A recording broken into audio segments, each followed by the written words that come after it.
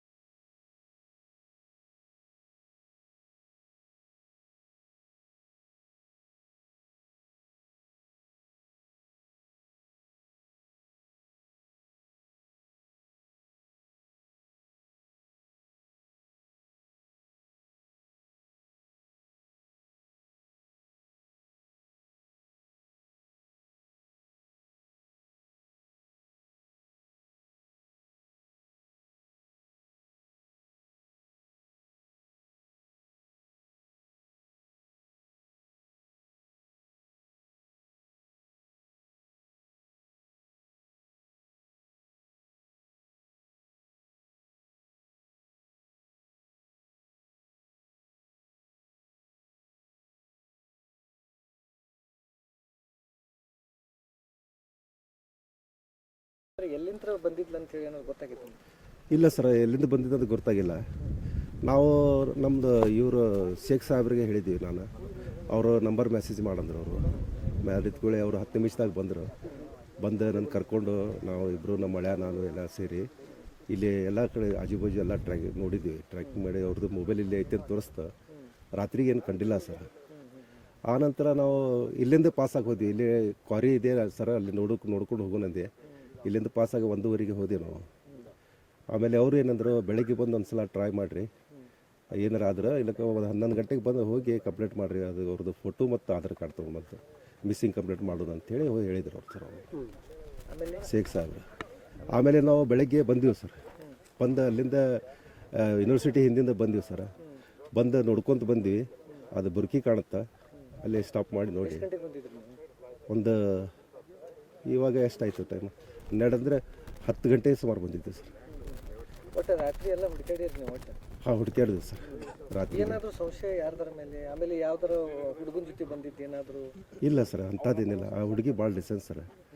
ಅಂಥ ಮನೆ ಬಿಟ್ಟು ಎಲ್ಲ ಹೋಗೋದೇ ಇಲ್ಲ. ಅವಕ್ಕೆ ಹೋದ್ರಲ್ಲೇ ಲ್ಯಾಬ್ ಗಿಬ್ಗೆ ಸ್ವಲ್ಪ ಜಾಬ್ ಟ್ರೈ ಮಾಡ್ತಿದ್ರೆ.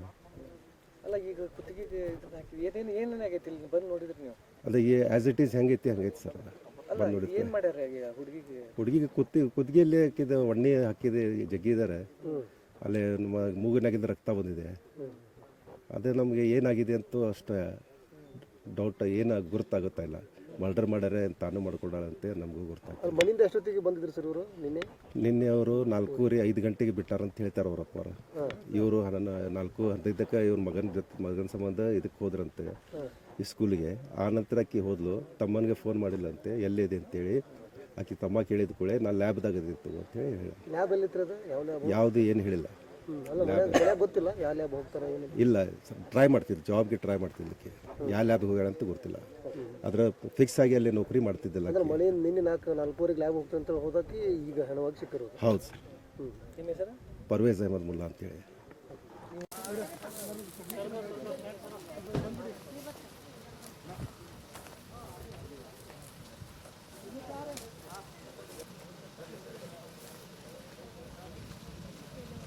ಮೂಸಾ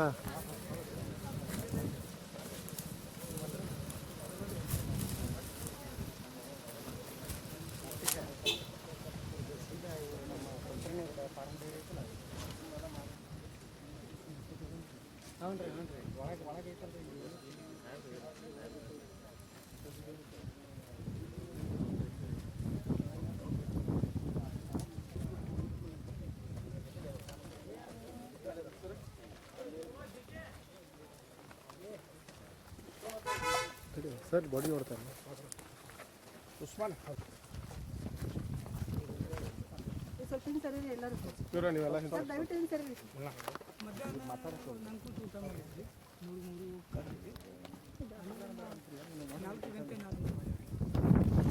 ಆಮೇಲೆ ಮುಗಿಸಿ ಸರ್ ಒಂದೇ ಆಮೇಲೆ ಲ್ಯಾಬ್ ಒಳಗೆ ಟ್ರೈ ಮಾಡಕ್ಕೆ ನನಗೆ ಹಬ್ಬಕ್ಕೂ ಬೋಲ್ ಲ್ಯಾಬ್ ಮೇ ಹೈ करके बोली क्या ಲ್ಯಾಬ್ ಏನು ಎಲ್ಲಿಂದ ಲ್ಯಾಬ್ मेरा छोड़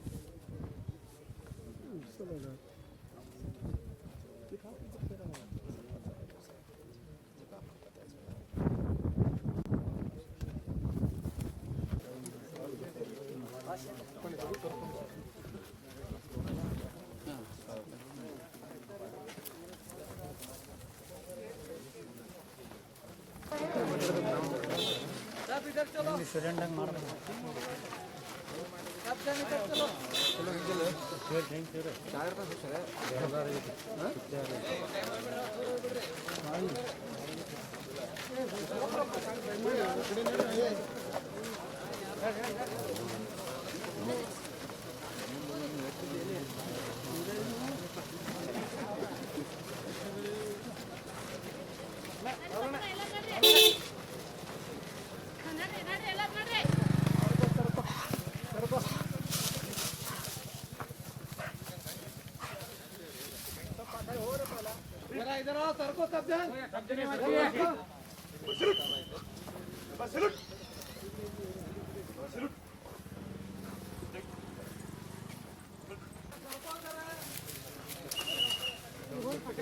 ಅಣ್ಣ ಏನೈತಿ ಅಣ್ಣ ಬ್ರದರ್ ಯಾರು ಸರಿ ಈ ಕಡೆ ಬರೋ ಒಂದು ಹಾಕು ಹಾಕಿನೇ ಸುದ್ದಿ